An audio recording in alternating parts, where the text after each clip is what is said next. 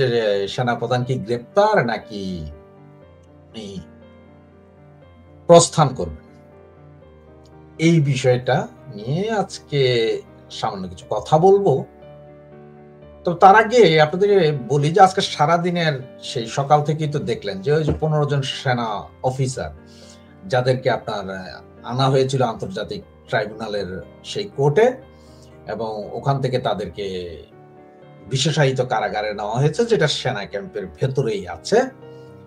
এবং আজকে ওদেরকে এই জায়গায় নিয়ে আসার পরে, মানে আন্তর্জাতিক ট্রাইব্যুনালের এই কোর্টে আনার মাধ্যমে কিন্তু সেনা প্রধান যে কাজটা করেছে সেটা হচ্ছে যে এই আইনের বৈধতা দিল, মানে সেনা বৈধতা কি, এবং মানে সেনাবাহিনীর বিরুদ্ধে এরপরে যেই কোনো ভাবে কোনো মামলা হয়ে ওয়ারেন্ট হলেই তার চাকরি চলে যাবে, তার আর চাকরি থাকবে না। তো সেনাবাহিনীর মোরাল তো ভেঙে দিয়েছিল আপনার আগস্টের 5 তারিখ, মানে সেনাবাহিনী একরকম ক্লিনিক্যালি ডেড 5ই আগস্ট, যেটা হয়েছিল যে শান্তি মিশনের লোভে পড়ে ইউনূস গ্যাংয়ের হাতে দেশ তুলে দিয়েছিল সেনাবাহিনীর এই সেনাপ্রধান ওয়াকারুজ্জামান চৌধুরী এবং বাকিরা। তো আমি এটা কেন বলছি ক্লিনিক্যালি ডেথ? দেখেন, সেনাবাহিনী যেখানে যাত্রাবাড়িতে পুলিশ রক্ষা করতে পারেনি, সেখানে গিয়ে পুরো থানার ভেতরে যত পুলিশ ছিল তাদেরকে ওখানে রেখে সেনাবাহিনী প্রস্থান করেছিলেন এবং মব উস্কে দিয়েছিলেন যাদের তাদেরকে মেরে ফেলা হয়। এছাড়া আপনাদের কাছে মনে আছে সম্ভবত এসআই সন্তোষ চৌধুরীর কথা, সেনাবাহিনী নিজেরা মবের হাত থেকে বাঁচতে এসআই সন্তোষ চৌধুরীকেও তুলে দিয়েছিলেন সেদিন মবের হাতে। সেনাবাহিনী তো আসলে আইসিইউতে তখনই, সুতরাং আইসিইউতে থাকা কোনো দল বা কোনো বাহিনী সে আর ভালো কি বা করতে পারে। কিন্তু এখানে প্রশ্ন হচ্ছে যে সেনাপ্রধান এগুলো কেন করলেন? নিশ্চয় মনে আছে সেনাপ্রধানের সেই বক্তৃতার কথা। সেনাপ্রধান বলেছিলেন যে আমিরে জামাত, আমরা বলি জামাতের আমির, উনি আর জামাতিরা বলে আমিরে জামাত। যে আমিরে জামাতকে উনি না পাওয়ার কারণে উনি মিটিং 2 ঘন্টা পোস্টপোন করেছেন। এরপরে যে বৈঠক করেছেন উনি তো জামাতি, মূলত উনি জামাতি, যদিও আগে লেবাস ধরেছিলেন, মানে লুঙ্গির তলায় ছিলেন, উনি মূলত জামাতি, জামাতের কার্যক্রমগুলোই উনি দেখছেন। কিন্তু এখন পড়ে গেছে আসলে মহা বিপদে, যে কিভাবে কি করবে এগুলো উনি এখন বুঝে উঠতে পারতেছে না, যার কারণে 15 জন। তবে এই 15 জনকে আজকে সকালবেলা আনার আগে কিন্তু গতকাল 3টা খুব ইন্টারেস্টিং মিটিং হয়েছে। দুপুর 12টায় মার্কিন প্রতিষ্ঠান ইন্টারন্যাশনাল রিপাবলিকান ইনস্টিটিউটের সাথে একটা প্রতিনিধি দল গুলশানে বিএনপির চেয়ারপারসনের কার্যালয়ে বিএনপির প্রতিনিধিদের সাথে বৈঠক করেছে। সেখানে মির্জা ফখরুল ইসলাম আলমগীর, সালাউদ্দিন আহমেদ, শামা ওবায়েদ, মেহেদী আমিন সহ আরো কয়েকজন ছিলেন। এরপর আইআরআই প্রতিনিধি দল যমুনায় যায়। এই আরআই দলই আপনার বিএনপির সাথে বৈঠক করছে প্রথমে, এরপরে যমুনায় গিয়ে ইউনূসের সাথে দেখা করে। আইআরআই এর ভাষ্য মতে তাদের এই সফর আপনার নির্বাচনকালীন পরিস্থিতি পর্যবেক্ষণের জন্য, কিন্তু আসলে ইউনূসের সাথে মিটিংটা ছিল নির্বাচন নিয়ে না। ইউনূসের সাথে মিটিংটা ছিল যে ওই যে বন্দর করিডোর এইসব চুক্তি, কারণ বন্দরের চুক্তিটা হবে, 3টা বন্দর নিয়ে চুক্তি হবে হচ্ছে যে ডিসেম্বরে, এবং এই চুক্তিগুলো কিভাবে হবে এই বিষয়টা নিয়ে কথা বলছে। আর এই সময় ডাক্তার ইউনূস মহোদয়ের সাথে ছিলেন হচ্ছে যে লামিয়া মোর্শেদী ছিলেন এইখানে। ওনারা যাওয়ার পর, মানে এই আরআরআই প্রতিনিধি দল যাওয়ার পরপরই ওখানে হাজির হন আপনার বিএনপির লোকজন, আমাদের মির্জা ফখরুল ইসলাম আলমগীর এবং আমাদের আমির খসরু মাহমুদ চৌধুরী, এনারা সবাই ওখানে যায়। কোথায়? সেই বিএনপির প্রতিনিধি যায় যমুনায় ইউনূসের সাথে দেখা করতে। এই মিটিং এ আবার ছিল লামিয়া, ছিল না। এই মিটিং এ ছিল আদিলুর, আসিফ নজরুল, ওয়াহিদউদ্দিন মাহমুদ ছিল। সেইখানে আসলে তাদের সাথে যে কথাবার্তা হয়, কারণ মার্কিন ফেডারেল গভর্নমেন্টের ফান্ডে যেসব কাজ হয় সেগুলো তো মার্কিনীরা এই সংস্থার মাধ্যমে সারা পৃথিবীতে মার্কিনী গণতন্ত্রের চর্চায় ব্যস্ত থাকে, যে এইভাবে করেন এইভাবে করেন, কিন্তু ওরা ইয়েতে যায় না, আফগানিস্তানে যায় না। ওরা পাকিস্তানে যায় না, ওরা মায়ানমারে যায় না, ওরা যায় কোথায়? আমাদের মতন ফকিন্নি মার্কাদের যেগুলোতে খাইতে পারবে তাদের কাছে। তাদের আজকে দরকার আমাদের সাথে বন্দর, করিডোর, সমুদ্র, খনিজ সম্পদ, এগুলো সব তাদের দরকার। সেই জন্যই ওরা আমাদের কাছ থেকে খুব বেশি বেশি কথা বলছে, তাদের এজেন্ডা বাস্তবায়ন করছে। আসলে এদের অন্য আর কোনো ইয়ে নাই। এরা হংকং এ যায়, তাইওয়ানে যায়, কারণ যে গ্যাঞ্জাম আছে চায়নার সাথে, এগুলোই করে তারা। তো বিএনপি আর আইআরএর মিটিং এর মূল টার্গেট ছিল যে ইউনুসগং মার্কিন যুক্তরাষ্ট্রের সাথে এনডিএ চুক্তি স্বাক্ষর সহ দেশের বন্দর, খনি সহ কিছু মার্কিনীদের হাতে তুলে দিচ্ছে, সেই বিষয়ে বিএনপির নিরঙ্কুশ সমর্থন নিশ্চিত করে। বিএনপি সমর্থন। আপনার একটা জিনিস খেয়াল করেন, সবসময় ইউনুস সাহেব যখন একটা পেচকিতে পড়ে যায়, তখন বিএনপি, জামাত আর এনসিপি এই তিনটা দলকে ডাকে। সেটারই প্রথম কাজ কিন্তু গতকালকে ওই বিএনপির আবার ইয়েতে যাওয়া। এখন বিএনপি গেল, কারণ বিএনপিতে যমুনাতে লেফট রাইট কন্টিনিউ করে। এখন কালকের ডাক ওই যে মার্কিন এনডিএর সাথে যে চুক্তি হবে সেই বিষয়ে কথা বলছে, এবং এই যে সেনা কর্মকর্তাদেরকে আজকে কোর্টে হাজির করা হবে সেই বিষয়ে ফাইনাল কথা হয়েছে যে আপনারা কেউ কোনো কথা বলবেন না, প্লিজ আপনারা এই বিষয়ে কোনো কথা বলবেন। এটা হচ্ছে বিএনপির। এবং হচ্ছে যে ওনার নিজস্ব সেফ এক্সিটের দরকার আছে। কার? ডাক্তার ইউনূস বাকি উপদেষ্টাদের। তবে বাকি উপদেষ্টার মধ্যে আমার মনে হয় না ডাক্তার ইউনূস অন্য কারোর কথা চিন্তা করে, নিজেরটাই চিন্তা করে, কারণ ওনার তো যা যা নেওয়ার এই দেশ থেকে সব নেওয়া হয়েছে। এখন এগুলোরে 100% ইয়ে করতে হবে, কি প্রফিট মার্জিন ঠিক রাখতে হবে, এগুলোর যাতে ক্ষতি না হয়, এগুলো একটু ওনারে চিন্তা করতে হবে। এই চিন্তা থেকে উনি বিএনপিকে ডাইকা সবকিছু করলেন। তো এখন দেখেন এই মুহূর্তে এইসব ঘটনা যখন হচ্ছে, তখন আপনারা একটা জিনিস চিন্তাই করে নিতে পারেন যে কোনো মুহূর্তে ওয়াকারের নামে একটা মামলা হয়ে যেতে পারে, যে কোনো মুহূর্তে। এখন সে মামলাটা হলে সেও কট হবে, আর না হলে সে নিরাপদ প্রস্থান নেবে। কারণ হচ্ছে যে উনি ডিসেম্বর মাসে এলপিআর এ চলে যাবেন, এলপিআর এ গিয়ে উনি আসতে ওখান থেকে চলে যাবেন, গা শেষ এই। আর আজকের পরে আপনি দেখবেন যে হয়তো 15 দিনের মধ্যে তারেক জিয়া দেশে ফিরতে পারে। কারণ হচ্ছে ওই যে তারেক জিয়াকে যারা মেরেছিল, যেসব সেনা অফিসাররা ওই সময়, ছোট ছোট অফিসার, ওদের মধ্যে কিন্তু এই 56 জন আছে। ওই সেনাদের আরো একটা বৃহৎ অংশ, যেটা বিডিআর বিদ্রোহ সময় কিন্তু মারানো হয়েছিল, ওই সেনাদের ওই অংশটা, যে জিয়া ভক্ত সেনা কর্মকর্তাদের দিয়া ওই সেনাদেরকে মারা ছিল বিডিআর বিদ্রোহের সময়, যে সেনারা মারা গেছিল, এগুলো কিন্তু তারেক, খালেদা, জামাত এরাই করাইছিল। আর বাকি 56 জন যেগুলো ছিল ওদেরকে এখন, তার মধ্যে 15 জন হচ্ছে যে একদম খুররাম খা। তার মানে এরা যদি জীবিত থাকে তাহলে তারেকের ভয় ছিল যে এরা যদি সেনাবাহিনীতে থাকে তাহলে সে আসবে না, নাহলে আপনার 5 আগস্টের পর তো সে বিশেষ বিমানে চলে আসার কথা, আসেনি। তার কারণ হচ্ছে যে ভয় ছিল। এখন এদেরকে ধরে ফেলেছে, এরা এখন জেলে যাচ্ছে। সুতরাং এখন দেখবেন যে আস্তে করে ওরা তারেক যে আসছে। আর এইটা ভাবার কোনো কারণ নাই যে ওনাদেরকে সাব জেলে রাখা হয়েছে এই সেনা ক্যাম্পের ভিতরে, এটা ভালো না। এটা রাখা হয়েছে ভয়ে, যে ওদের যদি নর্মাল কারাগারে রাখে, এরা সবাই সবকিছু জানে, গেরিলা ট্রেনিং আছে, সবকিছু আছে। সেনাবাহিনীর 15 জন অফিসার, মস্কারি নাই কিন্তু, যে কোনো সময় কারা বিদ্রোহের মতো কিছু ঘটতে পারে বা অন্য কিছু ঘটতে পারে, এই ভয়ে তাদেরকে আলাদা রাখা হচ্ছে। এখানে কোনো সম্মান দেখাইয়া রাখা হয়। সুতরাং দেখতে থাকুন যে আসলে সেনাপ্রধানের সাথে কি হয়। সেনাপ্রধান কি সেফ এক্সিট নিয়ে সম্মানের সহিত চলে যেতে পারে, নাকি ভিতরে ঢুকে যেতে হয়, এটাই এখন দেখার বিষয়। আর তারেক ভাইয়া আমি শিওর 30 তারিখের ভিতরে উনি বাংলাদেশে ঢুকবেন। তবে আমি বলতে পারি আপনার 15 দিন টাইম আছে, 15 দিনের ভিতরে উনি ঢুকবেন এখন, কারণ ওনার সামনে সমস্ত কাটা শেষ। উনি এখন এসে শুধু ক্ষমতায় বসবেন আর ইউনূস কাকার সেফ এক্সিট নেবেন। একটা দলকে রাজনৈতিকভাবে মোকাবেলা করার সামর্থ্য না থাকার কারণে প্রশাসন দিয়ে, মব সন্ত্রাসী বাহিনী দিয়ে, তাদের মধ্যে অন্যতম BNP, Jamaat, NCP, AB party, Gono Odhikar পরিষদ, আরও যেগুলো আছে, প্রত্যেকটা দলের সম্মিলিত প্রচেষ্টায় একটা মাত্র রাজনৈতিক দলকে ঠেকিয়ে রাখবার জন্য, দমিয়ে রাখবার জন্য এমন কোনো প্রচেষ্টা নাই, এমন কোনো কর্মযোগ্য নাই যেটা ডক্টর মোহাম্মদ ইউনূস করেন নাই। 2024 সালের 5 আগস্ট অভ্যুত্থানের পর থেকে এখন পর্যন্ত আওয়ামী লীগের নেতাকর্মী সমর্থকদেরকে যে ধরনের নির্যাতন নিপীড়ন করা হয়েছে, যে ধরনের আক্রমণ তাদের উপর হয়েছে, এরপরেও বিন্দুমাত্র থেমে থাকার একটা মনোভাব কিংবা পালিয়ে যাওয়ার একটা মনোভাব কিংবা পিছুটানের কোনো বিষয় আপনারা আওয়ামী লীগের কর্মী সমর্থকদের মধ্যে দেখেছেন বলতে পারবেন কেউ?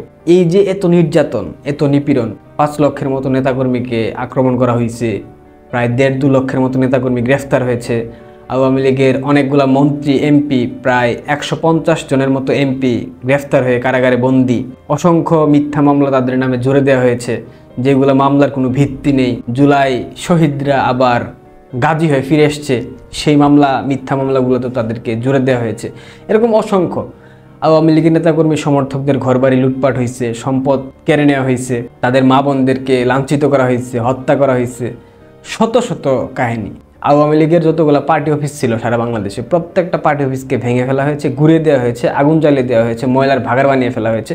একটা রাজনৈতিক দলকে, তার নেতাকর্মী সমর্থকদেরকে যত প্রক্রিয়ায়, যতভাবে নির্যাতন করা যায়, প্রত্যেকটাই এই সুদখোর মহাজন করে ফেলেছেন। এক মুহূর্তের জন্য কিন্তু আওয়ামী লীগ থেমে থাকে নাই। আজ ঢাকা শহরের প্রায় 30টার উপর স্থানে মিছিল হয়েছে, প্রায় 135 জনের মতো নেতাকর্মী গ্রেফতার হয়েছে। যতবার মিছিল হয়েছে ততবার নেতাকর্মী গ্রেফতার হয়। তার মানে যারা মিছিলে নতুন করে যায় তাদের তো ভাবা উচিত ছিল, তাদের তো মস্তিষ্কে রাখা উচিত ছিল যে আমিও যে কোনো সময় গ্রেফতার হইতে পারি। তারপরেও তারা কেন মিছিলে যায়, কেন যোগদান করে? কারণ 1 নাম্বার হচ্ছে কি আদর্শিক দায়বদ্ধতা। তারা বঙ্গবন্ধুর আদর্শ ধারণ করে, লালন করে, মুক্তিযুদ্ধের চেতনায় বিশ্বাস করে, সেই কারণে তারা মিছিলে যোগদান করে। দ্বিতীয়ত, দেয়ালে পিঠ ঠেকে গেছে। দেখেন, টিকটিকিরও যদি দেয়ালে পিঠ ঠেকে যায়, সেও কিন্তু সর্বোচ্চ চেষ্টা করে সেখান থেকে বাঁচার জন্য।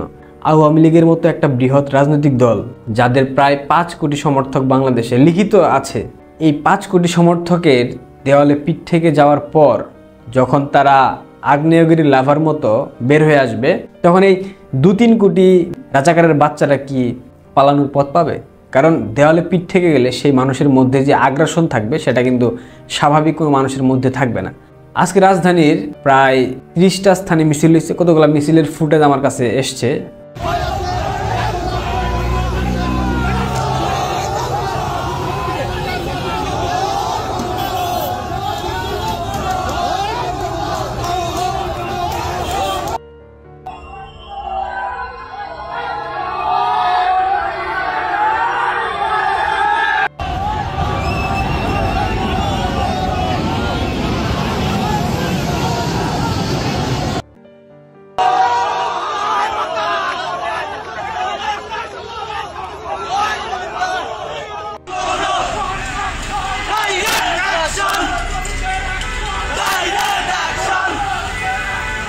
এই যে মিছিলগুলো হয়েছে, এখান থেকে যারা যোগ দিয়েছে তারা কিন্তু জানে যে তারা যে কোনো সময় গ্রেফতার হইতে পারে, তারপরেও কিন্তু তাদেরকে থামে রাখতে পারে নাই।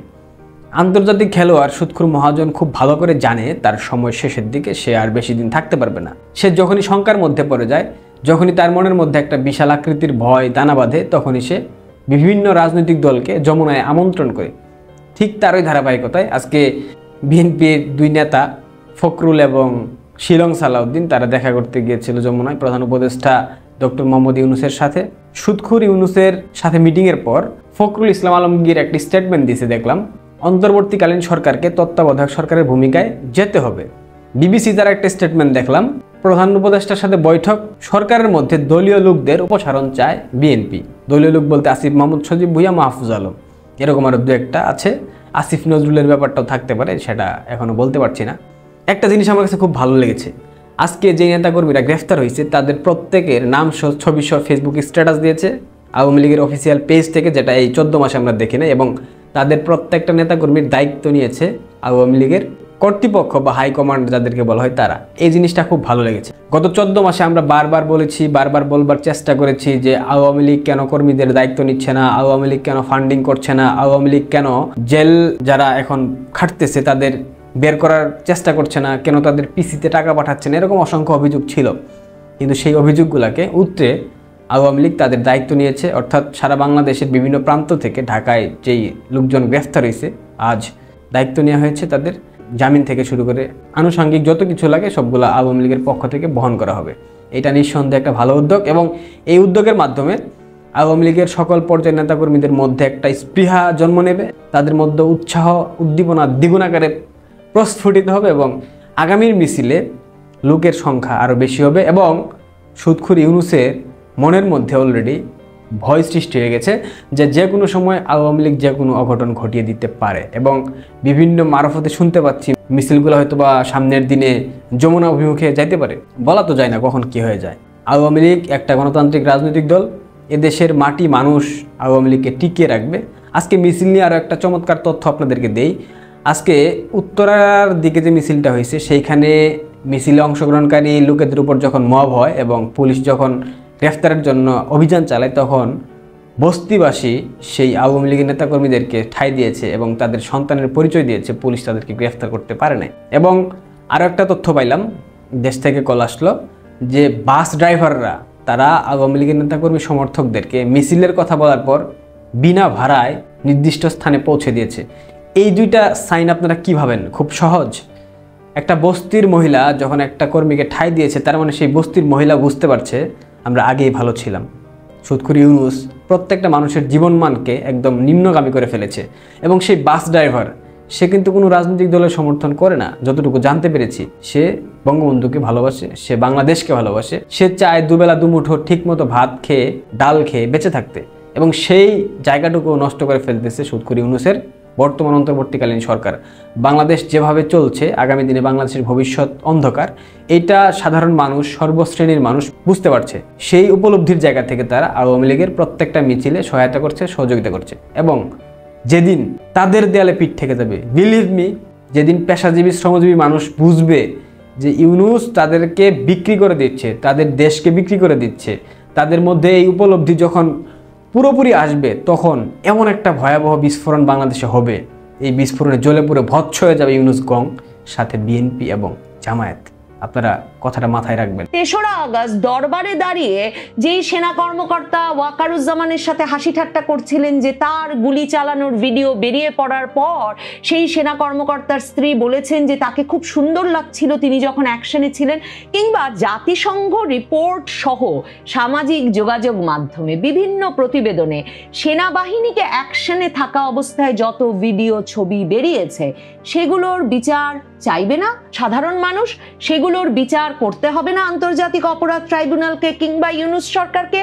আর সেনাবাহিনীর ভেতরে এই 15 জন সেনা কর্মকর্তা সকল দোষ নিয়ে বাকিদেরকে নির্দোষ নির্বিচারে থেকে যাওয়ার, মানে নির্বিবাদে শান্তিতে থাকার সুযোগ করে দেবেন বলে আপনি মনে করেন?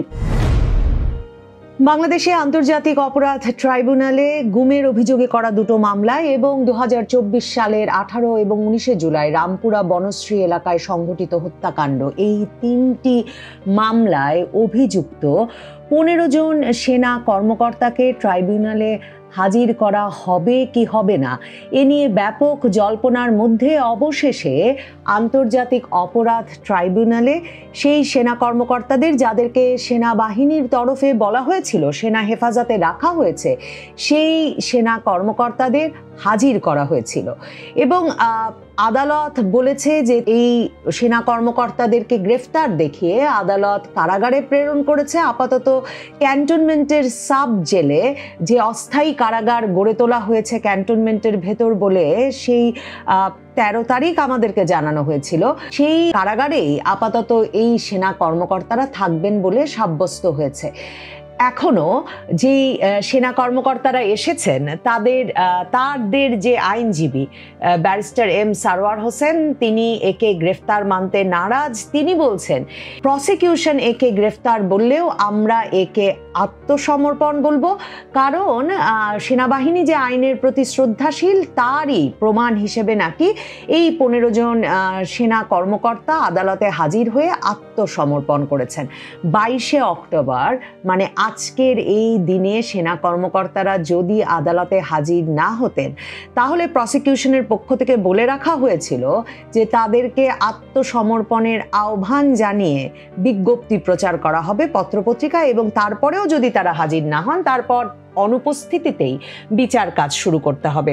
8ই অক্টোবর গ্রেফতারি পরোয়ানাটা জারি হয়েছিল এবং আন্তর্জাতিক অপরাধ ট্রাইব্যুনালের নিয়মটা কি? আন্তর্জাতিক অপরাধ ট্রাইব্যুনালের আইন বলে, যে আইন তারা 8ই অক্টোবর গ্রেফতারি পরোয়ানা জারির দুদিন আগে সংশোধন করেছিল, সেই আইন, সংশোধিত আইন বলে গ্রেফতারি পরোয়ানা জারি হওয়া মাত্র কোনো ব্যক্তি আর সরকারের কোনো পদে নিয়োজিত থাকতে পারবেন না। তার মানে এই যে বলা হচ্ছে যে বাংলাদেশের ইতিহাসে প্রথমবারের মতো এতজন কর্মরত সেনা সদস্য, সেনা কর্মকর্তা বাংলাদেশের কোনো বেসামরিক আদালতে হাজির হলেন। বাংলাদেশের সামরিক আদালতে বিচার না হয়ে বেসামরিক আদালতে সেনা কর্মকর্তাদের ফৌজদারি অপরাধের বিচার হওয়ার একটা ধারণা বা একটা প্রথা এর মাধ্যমে তৈরি হলো, সেটাকে সরাসরি সেভাবে গ্রহণ করার সুযোগ নাই। কারণ আন্তর্জাতিক অপরাধ ট্রাইব্যুনালের আইন মতে যে মাত্র গ্রেফতারি পরোয়ানা জারি হয়েছে সে মাত্রই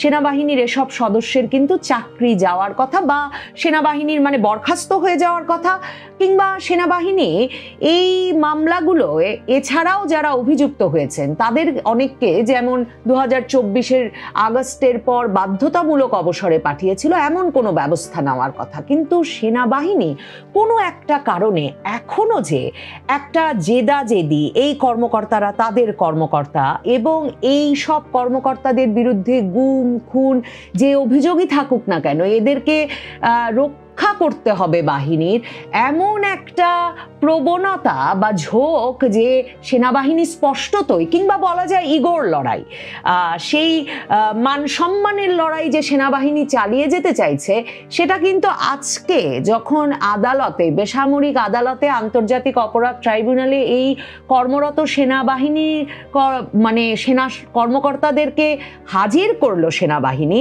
তখনও সেটা স্পষ্ট। দেখেন, গত কয়েক সপ্তাহ ধরে এই গ্রেফতারি পরোয়ানা জারির আগে থেকেই খবর বেরিয়ে আসছিল ক্যান্টনমেন্টের ভেতর থেকেই, যে বারবার সেনাপ্রধান ওয়াকারুজ্জামান বলছেন যে তিনি ভাবতেই পারেন না যে সরকার গুমের বিচারে তার সেনা কর্মকর্তাদের বিরুদ্ধে মামলা দেবে, গ্রেফতারি পরোয়ানা জারি করবে, আর তিনি ভাবতেই পারেন না যে তার ফেলো ব্রাদারদেরকে পুলিশ সেনা সদর মানে ক্যান্টনমেন্ট থেকে পুলিশ গ্রেফতার করে নিয়ে যাবে এবং তার ফেলো ব্রাদাররা, ফেলো অফিসাররা, তার সহকর্মীরা প্রিজন ভ্যানে, পুলিশের ভ্যানে করে আদালতে যাবেন আর আসবেন। এটা তিনি ভাবতেই পারেন না এবং এটা ঠেকানোর জন্যে তিনি দাঁড়ে দাঁড়ে গেছেন। মানে তিনি প্রধান উপদেষ্টার কাছে গেছেন, প্রধান বিচারপতির কাছে গেছেন, রাষ্ট্রপতির কাছে গেছেন, কিন্তু তিনি কোনো উপায় বের করতে পারেন নাই।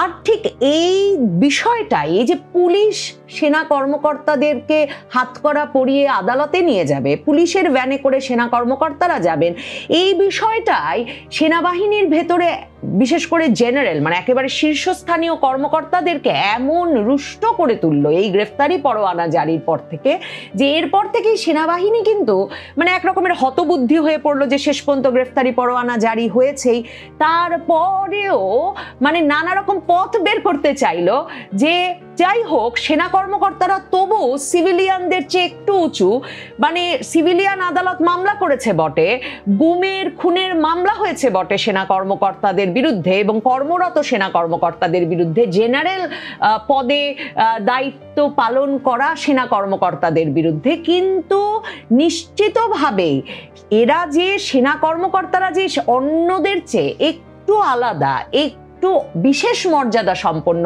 সেটুকু অন্তত নিশ্চিত করতেই হবে। এবং তারই ফলশ্রুতিতে সম্ভবত আমরা একটা মানে একেবারে নতুন একটা গাড়িতে করে সেনা কর্মকর্তাদেরকে আদালতে উপস্থিত করতে দেখলাম। মানে তা থেকে বোঝা যাচ্ছে যে টানাপোড়েনটা কত চলছে। মানে প্রিজন ভ্যানে না, পুলিশের যেই নীল রঙের ভ্যানে আমরা মানে সাবেক আইজি, তারপর মন্ত্রী, মিনিস্টার সবাইকে 2024-এর আগস্ট থেকে আদালতে যেতে আসতে দেখছি, সেই ভ্যানে শেষ পর্যন্ত ওয়াকার তার কর্মকর্তাদের ওঠান নাই। ওয়াকার একটা নতুন ভ্যান, আমি জানি না এই ভ্যানটাও ক্যান্টনমেন্টের সাব জেলের মতো নতুন করে সেনা কর্মকর্তাদের জন্য বানানো হয়েছে কিনা, একটা শীতাতপ নিয়ন্ত্রিত ভ্যান, সবুজ রঙের, মানে নীল না, পুলিশের ভ্যানের রং না, এবং তাতে লেখা বাংলাদেশ জেল, মানে প্রিজন ভ্যান এবং বাংলাদেশের কারা কর্তৃপক্ষের এই ভ্যান। কিন্তু যেই সেনা কর্মকর্তারা এই শীতাতপ নিয়ন্ত্রিত বিশেষ ভ্যানে করে আদালতে হাজির হলেন এবং তাদের আইনজীবীর ভাষ্য মতে আত্মসমর্পণ করলেন, গ্রেফতার হলেন না, তারা জেলে ছিলেন কি করে? মানে তারা যে ক্যান্টনমেন্টের ভেতরের সাবজেল থেকে এই ভ্যানে বা সাবজেলে ছিলেন কিনা সেটাও কিন্তু আমাদেরকে কখনো আনুষ্ঠানিকভাবে জানানো হয় নাই। তারা যে সেনা হেফাজত থেকে এই যে প্রিজন ভ্যান লেখা সবুজ রঙের ভ্যানে করে এসে আদালতে উপস্থিত হলেন, সেই ভ্যানটাতে তারা কেন উঠলেন তাহলে? মানে কি কোন স্ট্যাটাসে উঠলেন? তখন তারা গ্রেফতার নাকি তখন তারা সেনা হেফাজতে? মানে এই বিষয়গুলো কেন সেনাবাহিনী একরকমের জেদাজেদি আর ইগোর লড়াই চালিয়ে যাচ্ছে সেটা একটা প্রশ্ন বটে। কারণ পরিষ্কারভাবেই সেনাবাহিনীকে এখন বেসামরিক আদালতের মুখোমুখি হতে হচ্ছে, সেনা কর্মকর্তাদেরকে বেসামরিক আদালতে বিচারের মুখোমুখি করতে হচ্ছে এবং এই কর্মকর্তাদের কোর্ট মার্শালে নিয়ে যাওয়ার মানে যে প্রথাটা আছে যে কর্মরত সেনা কর্মকর্তা হলে সাধারণভাবে বেসামরিক আদালতে আবেদন করা যায় এবং তার প্রেক্ষিতে হলেও এদেরকে সেনাবাহিনীর ভেতরে নিয়ে সেনা আইনে বিচারের সম্মুখীন করা যায়, কিন্তু সেনাবাহিনী সেটা যে পারছে না তা কিন্তু নিশ্চিত হয়ে গেছে। এখন গুমের দুটো মামলার আবার শুনানির তারিখ নির্ধারিত হয়েছে 20শে নভেম্বর, আর 18-19 জুলাই রামপুরা বনশ্রীর যে হত্যাকাণ্ড তাতে যে বিজিবিতে সংযুক্ত 2 অফিসারের নামে গ্রেফতারি পরোয়ানা হয়েছে তাদের শুনানির তারিখ ধার্য হয়েছে 5ই নভেম্বর। আপাতত আদালত এই সেনা কর্মকর্তাদেরকে ক্যান্টনমেন্টের ভেতরে যে অস্থায়ী কারাগার তৈরি হয়েছে সেখানে পাঠানোর আদেশ দিয়েছেন। দেখেন, আন্তর্জাতিক অপরাধ আদালতের চিফ প্রসিকিউটর তাজুল ইসলাম বলেছেন যে আদালত কোথায় পাঠাবেন গ্রেফতারের পরে মানে অভিযুক্তকে, ঢাকাতে রাখবেন, চট্টগ্রামে রাখবেন না কোথায় রাখবেন সেটা আদালতের বিষয়। কিন্তু এই যাদের অভিযোগের ভিত্তিতে এই গুমের মামলাগুলো হয়েছে, যাদের মধ্যে অত্যন্ত মানে এই মামলাগুলো করবার ক্ষেত্রে এবং সেনাবাহিনীর কর্মকর্তাদেরকে যে অভিযুক্ত করতে হবে এবং বেসামরিক আদালতেই নিয়ে আসতে হবে, এই বিষয়টি নিয়ে যিনি সামরিক বাহিনীর ভেতরে বাইরে একরকমের অ্যাক্টিভিজমও করছিলেন বা যেই বিচার প্রার্থনার প্রধান মুখ হয়ে উঠেছিলেন যেই ব্যক্তি, গোলাম আজম পুত্র ব্রিগেডিয়ার জেনারেল আজমি, যিনি প্রায় 8 বছরের বেশি এরকম মানে সেনা হেফাজতে মানে এক আয়না ঘরে আটক ছিলেন এবং সেনাবাহিনীর ভেতরে কর্মরত সেনা মানে বাহিনীর ব্রিগেডিয়ার জেনারেল থাকা অবস্থায় তিনি উধাও হয়ে গেলেন। তাকে প্রায় 8 বছর আটকে রাখা হলো এবং তার চাকরি গেল সে সময়ে, কিন্তু সেনাবাহিনীর ভেতরে সকলে সেটা ওপেন সিক্রেট হিসেবে জানলেও কোনো প্রতিবাদ ব্যবস্থা বা কোনো সুরাহা করার চেষ্টা করলেন না। কাজে ব্রিগেডিয়ার আজমি অত্যন্ত গুরুত্বের সঙ্গে এই বিষয়টির বিচার চেয়েছেন। সেনাবাহিনীর ভেতরে যারা যারা এর সঙ্গে জড়িত ছিলেন, সেনা গোয়েন্দা সংস্থার কিংবা র্যাবের ইন্টারোগেশন সেল চালানোর নামে র্যাবে সংযুক্ত হয়ে যারা যুক্ত ছিলেন, তাদেরকে যে বিচারের মুখোমুখি করতে হবে এই বিষয়টার তিনি একরকমের মানে নেতৃত্ব দিয়েছেন এই দাবিটার। তিনি কিন্তু তার মানে এই আজকে যখন এদেরকে সাবজেলে পাঠানো হয়েছে সেনা কর্মকর্তাদের, তখন তিনি প্রশ্ন তুলে বলেছেন যে অভিযুক্ত সেনা কর্মকর্তারা জেলে ডিভিশন পেতে পারে কিন্তু সাব জেল হতে পারে না।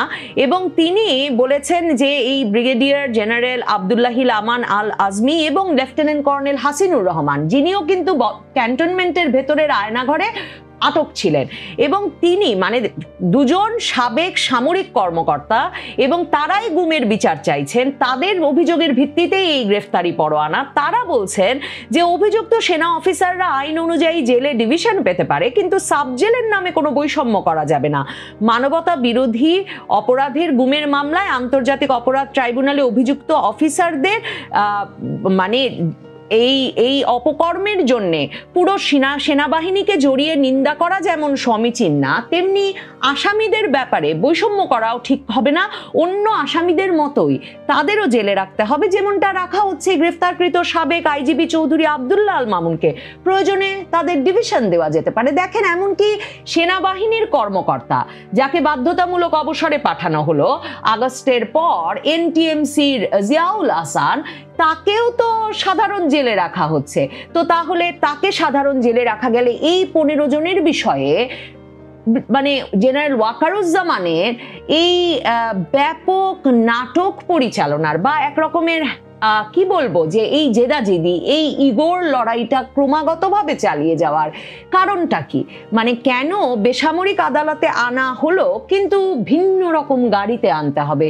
বেসামরিক আদালতে আনা হলো কিন্তু মানে তাদেরকে নিয়ে আবার ক্যান্টনমেন্টের ভেতরেই রাখতে হবে এবং তাদেরকে কর্মরত সেনা কর্মকর্তা হিসেবে পরিচয় করিয়ে দিতে হবে। মনে রাখতে হবে যেদিন সেনাবাহিনীর তরফে জানানো হয়েছিল যে সেনা হেফাজতে এদেরকে নেওয়া হয়েছে, সেদিন কিন্তু সাংবাদিকেরা প্রশ্ন করেছিলেন যে এদের তো চাকরি চলে যাওয়ার কথা, সেটা গেছে কিনা। তো তখন তারা বলেছেন যে আন্তর্জাতিক অপরাধ ট্রাইব্যুনালের আইনের এই পরিবর্তনের বিষয়টায় তাদের ট্রাইব্যুনালের সঙ্গে কথা বলতে হবে, আর তারা মানে তাদের যে রেশন সহ সকল সুবিধাদি বহাল আছে সেই বিষয়টাও কিন্তু সেদিনের সাংবাদিকদের সঙ্গে আলাপচারিতায় পরিষ্কার করেছিলেন সেনা কর্মকর্তারা। তাহলে কেন আন্তর্জাতিক অপরাধ ট্রাইব্যুনালে তাদেরকে হাজির করা হলেও তারা যে আর সেনা কর্মকর্তা নন, মানে আইনটা কেন মানছে না সেনাবাহিনী, সেটা গুরুত্বপূর্ণ প্রশ্ন। আইনটা মানছে না কারণ সেনাবাহিনী জানে যতই ডক্টর ইউনূসের প্রেস সচিব শফিকুল আলম সংবাদ মাধ্যমের সামনে এসে ঘোষণা দিয়ে বলুন না কেন যে আমরা জানি সেনাবাহিনীর ভেতরে ব্যাপক দুশ্চিন্তা, উদ্বেগ, আতঙ্ক ছড়িয়ে পড়েছে, কিন্তু সরকারের আর কারো বিরুদ্ধে মামলা দেওয়ার পরিকল্পনা নাই। সেনাবাহিনীর ভেতরে সেনাবাহিনীর একেবারে জেনারেল থেকে শুরু করে একেবারে প্রাথমিক পর্যায়ের কর্মকর্তারা, মানে একজন সেনা সদস্যও জানেন যে এখানে মামলা শেষ হবে না, এরপর মামলার পর মামলা চলতে থাকবে এবং সেনাবাহিনীর একটা বিশাল অংশকে, অন্তত 150 থেকে 200 জনকে দিনের পর দিন এই আদালতে হাজিরা দিতে হবে আর ক্যান্টনমেন্টে ফিরতে হবে। সেনা কর্মকর্তারা, সেনা সদস্যরা এখন আপাতত এই ক্যান্টনমেন্টটুকুতে ফেরার সুযোগটুকু চাইছেন। তারা বলছেন তারা আদালতে হাজিরা দেবেন, কারণ একজন বিজিবিতে সংযুক্ত 2 জনের বিরুদ্ধে গ্রেফতারি পরোয়ানা জারি হয়েছে 18-19 জুলাই রামপুরা বনশ্রীর হত্যাকাণ্ডের জন্য। ভাবুন তো 3রা আগস্ট দরবারে দাঁড়িয়ে যেই সেনা কর্মকর্তা ওয়াকারুজ্জামানের সাথে হাসি ঠাট্টা করছিলেন যে তার গুলি চালানোর ভিডিও বেরিয়ে পড়ার পর সেই সেনা কর্মকর্তার স্ত্রী বলেছেন যে তাকে খুব সুন্দর লাগছিল তিনি যখন অ্যাকশনে ছিলেন, কিংবা জাতিসংঘ রিপোর্ট সহ সামাজিক যোগাযোগ মাধ্যমে বিভিন্ন প্রতিবেদনে সেনাবাহিনীকে অ্যাকশনে থাকা অবস্থায় যত ভিডিও ছবি বেরিয়েছে সেগুলোর বিচার চাইবে না সাধারণ মানুষ? সেগুলোর বিচার করতে হবে না আন্তর্জাতিক অপরাধ ট্রাইব্যুনালকে কিংবা ইউনূস সরকারকে? আর সেনাবাহিনীর ভেতরে এই 15 জন সেনা কর্মকর্তা সকল দোষ নিয়ে বাকিদেরকে নির্দোষ নির্বিচারে থেকে যাওয়ার, মানে নির্বিবাদে শান্তিতে থাকার সুযোগ করে দেবেন বলে আপনি মনে করেন? কোন পেশায় এ ঘটনা ঘটেছে 2024-এর আগস্টের পর থেকে? একের পর একেই তো অপরকে চিহ্নিত করে দিয়েছেন। সেনাবাহিনীর ভেতরে তো সেটা ঘটবে। কাজেই সেনাবাহিনী, সেনাপ্রধান ওয়াকারুজ্জামান আপাতত অতটুকু দড়ি নিজের কাছে বা নিজের বাহিনীর কাছে রাখতে চাইছেন যে বিশেষ ভ্যানে করে আদালতে হাজিরা দিয়ে বেসামরিক আদালতে বিচারের মুখোমুখি হলেও যাতে অন্তত তার অফিসারেরা যত মামলাই হোক, যত বিচারই হোক, যত শত সদস্যের বিরুদ্ধেই মামলা হয়ে তাদেরকে হাতকড়া পরে আদালতে যেতে হোক আর ফিরে আসতে হোক, অন্তত তারা যেন দিন শেষে আদালতে হাজিরা শেষে তারা যেন সেনাবাহিনীর এলাকায় সেনানিবাসের ভেতরে অস্থায়ী জেল বা এমন কোনো ব্যবস্থাপনায় ফিরে আসতে পারেন। সেনা কর্মকর্তাদের আইনজীবী হিসেবে যাকে নিযুক্ত করা হয়েছে barrister M Sarwar Hossain, BNP নেতা, পিরোজপুর 1 আসন থেকে 2018 সালেও নির্বাচন করেছিলেন বিএনপির হয়ে। ব্যারিস্টার এম সারোয়ার হোসেন আদালতে বলেছেন যে যারা আত্মসমর্পণ করেছেন তারা নির্দোষ আর যারা দোষী তারা পালিয়ে গেছেন। এত সহজে আদালতে এই যুক্তি টিকবে কিনা সে প্রশ্ন তো থাকেই, কারণ 18-19 জুলাই রামপুরা বনশ্রীতে হত্যাকাণ্ডের জন্য যে র্যাবের কর্মকর্তাদেরকে অভিযুক্ত করা হয়েছে সেই র্যাবের লেফটেন্যান্ট কর্নেলের রীতিমতো ভিডিও, ছবি, পত্রপত্রিকা, সামাজিক যোগাযোগ মাধ্যমে প্রমাণিত হয়েছে। এছাড়া গুমের অভিযোগে যাদের বিরুদ্ধে গ্রেফতারি পরোয়ানা জারি হয়েছে গুমের শিকার সেনা কর্মকর্তারাই তাদেরকে চিহ্নিত করেছেন। কাজেই এই যুক্তিতে যারা আছেন তারা নির্দোষ, এই যুক্তিতে সেনাপ্রধান ওয়াকারুজ্জামান কিংবা তার নিয়োজিত আইনজীবী বাঁচিয়ে আনতে পারবেন কিনা, এই সব যুক্তি ধোপে টিকবে কিনা সেটা দেখবার জন্য যেমন অপেক্ষা করতে হবে, তেমনি সেনাবাহিনীর ভেতরে এই আলোচনা অত্যন্ত জোরদার হচ্ছে যে বিচার এখানেই শেষ নয়, আর এদের বিচার হলে ওদের বিচার হবে না কেন। মানে সেনাবাহিনীর ভেতরে একদল কেন সাফার করছে, একদল কেন বিচারের দুর্ভোগ পোহাচ্ছে, আর আরেক দল কেন বিচারবিহীন থাকতে পারছে, কেন এই হাসিনা আমলের বিচার হলে আগের আমলগুলোর বিচার হবে না, কেনই বা এমনকি গোপালগঞ্জে গুলি চালানোর বিচার হবে না, কিংবা পট পরিবর্তন হলে কি গোপালগঞ্জের গুলিরও বিচার হবে, এই প্রশ্নগুলো ঘুরছে সেনাবাহিনীর ভেতর।